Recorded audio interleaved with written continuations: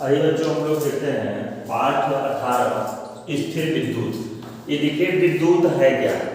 तो विद्युत जानने से पहले पहले आपको ये जानना पड़ेगा आवेश।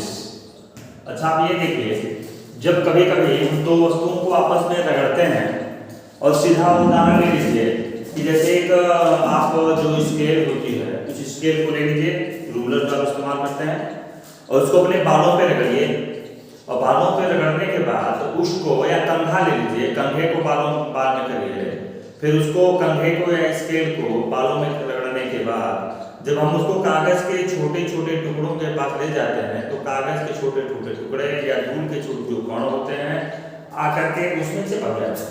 तो इसका मतलब ये होता है कि वस्तु आपकी जो कंघी थी या स्केल थी वो आवेशित हो गई, जिसके कारण से कागज के छोटे टुकड़ों को अपनी ओर वो आकर्षित कर रहे हैं।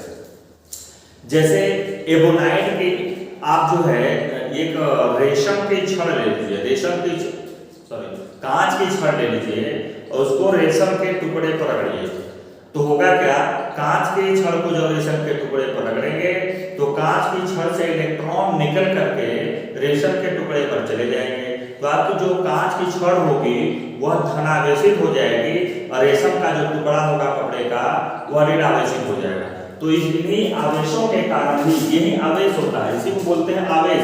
और वस्तुओं के धनावेशित और ऋणावेशित होने के कारण आवेश उत्पन्न होता है, क्योंकि हम जानते हैं कि जितनी भी वस्तुएं हैं सभी पदार्थ छोटे छोटे कणों से मिलकर के बने हैं। इन कणों में इलेक्ट्रॉन, प्रोटॉन और न्यूट्रॉन होते हैं और इलेक्ट्रॉन जब एक वस्तु से किसी दूसरी वस्तु पर जाता है या दूसरी वस्तु से किसी वस्तु पर आता है तो हम कहते हैं कि इलेक्ट्रॉनों की स्थानांतरण के कारण ही वस्तु आवेशित हो जाती है। तो यही है आवेश है आपका।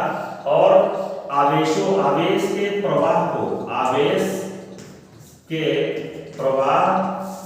प्रवाह की समय दर आवेश के प्रवाह की समय दर को विद्युत धारा कहते हैं। आवेश के प्रवाह की समय दर को विद्युत धारा कहते हैं, क्योंकि Q इक्वल टू होता है I इंटू T। Q आपका है आवेश इक्वल टू विद्युत धारा गुणित समय, ठीक है। यानी I इक्वल टू आपका हो जाएगा Q बाई T।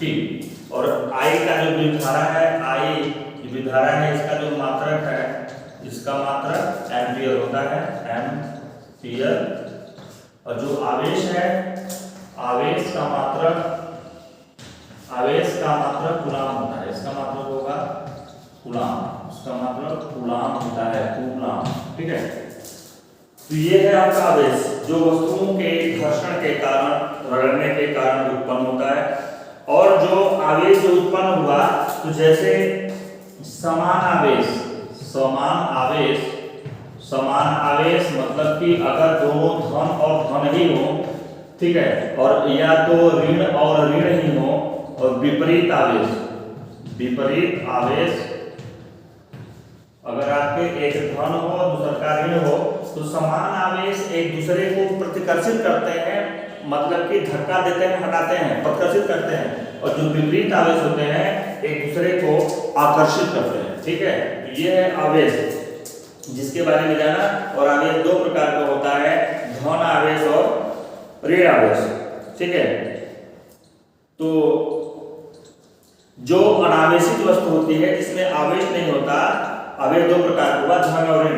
तो जो अनावेशित वस्तु है वह आवेशित वस्तु की ओर आकर्षित होती है।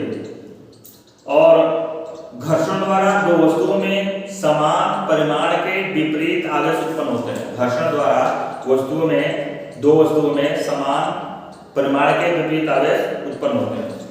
तो आवेश के बारे में आपने जानकारी प्राप्त की। जैसे कुछ वस्तुएं होती हैं जो सुचालक होती हैं, कुछ होती हैं कुचालक। सुचालक वस्तुएं ऐसी वस्तुएं होती हैं जिनमें से विद्युत धारा का प्रवाह होता है, उनको सुचालक वस्तुएं कहते हैं। जैसे प्लास्टिक रबड़ हो गया, सुचालक वस्तुएं जैसे आपका तांबा, लोहा, एल्युमिनियम में हो गए। और कुचालक वस्तुएं ऐसी वस्तुएं जिनमें से विद्युत धारा का प्रवाह नहीं हो पाता है, कुचालक वस्तुएं कहते हैं। जैसे आपका हो गया रबड़ हो गया, प्लास्टिक हो गया, सूखी लकड़ी हो गई, तो ये सब कुचालक वस्तुएं हैं। उसके बाद जैसे एक होता है आकाशीय विद्युत तड़ित। आकाशीय विद्युत, आकाशीय विद्युत जिसको हम लोग तड़ित कहते हैं, तड़ित। देखिए आकाशीय विद्युत है क्या? आकाशीय विद्युत माने तड़ित। आकाशीय विद्युत क्या है? जब बादल आपस में टकराते हैं, जब बादल आपस में टकराते हैं तो बादलों के आपस में टकराने के कारण आवेश उत्पन्न हो जाता है।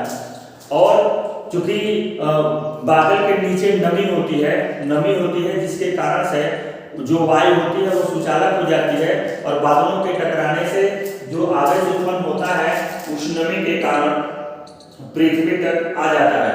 और यह आवेश जो पृथ्वी पर पहुंचता है तो बहुत से पेड़ पौधे जितने जीव जंतु हैं जिसके संपर्क में आते हैं वह जल जाते हैं, खराब हो जाते हैं। ठीक है, तो ये है आपकी आकाशीय विद्युत जो उत्पन्न हो रही है, बादलों की रगड़ के कारण उत्पन्न हो रही है, या ऐसा बरसात के समय में देखने को मिलता है। इसको सबसे पहले आकाशीय विद्युत को 1752 में बेंजामिन फ्रैंकलिन ने इसके बारे में जानकारी दी थी। ठीक है, तो तड़ित ये जो है आपका आकाशीय विद्युत है, इससे बहुत से नुकसान होता है। जैसे बिल्डिंगों पे गिरती है, बिल्डिंग खराब हो जाते हैं, व्यक्ति मनुष्य कहीं भी पेड़ पौधे जहाँ पे गिरते हैं तो वो पूरा जला देती है, खराब कर देती है। और उसके बाद जब ये आकाशीय विद्युत जमीन में जाती है तो जमीन में जाकर के फिर ये समाप्त हो जाती है। तो तड़ित आघात से बचने के लिए होता क्या है कि हम लोग करते क्या है, मकानों के ऊपर तड़ित चालक लगा दिया जाता है। ठीक है, तो हमें तड़ित आघात से बचने के कुछ उपाय क्या करने चाहिए? अगर हम खुले मैदान में हो तो जमीन पर लेट जाएं, किसी पेड़ के नीचे न खड़े हों बरसात के समय में, ये जब आकाशीय विद्युत तड़ित से बचने के लिए। तड़ित के समय किसी बड़े भवन के नीचे या पास न खड़े हों। टीवी, एंटीना या ऊंचाई पर स्थित धातु व अन्य पदार्थों को नहीं छूना चाहिए। ऊंचे मकानों, भवनों पर तड़ित चालक लगा देना चाहिए जिससे कि हम लोग इस आकाशीय विद्युत से बच सकें। तो ये कुछ तड़ित आघात से बचने के कुछ उपाय हैं। और तड़ित चालक लगाने के लिए जैसे आवेशित बादल, ऊंचे भवनों पर बिजली गिरने के कारण, आवेशित बादल, ऊंचे भवनों पर बिजली गिरने के कारण आपके मकान खराब हो सकते हैं।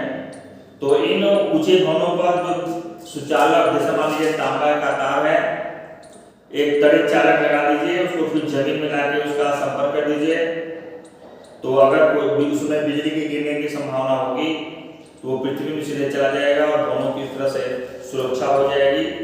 तो हमने देखा कि आवेश कैसे उत्पन्न होते हैं और तड़ित आकाशीय विद्युत क्या है, सुचालक और कुचालक पदार्थों के बारे में देखा हमने, आवेश के प्रकार के बारे में देखा।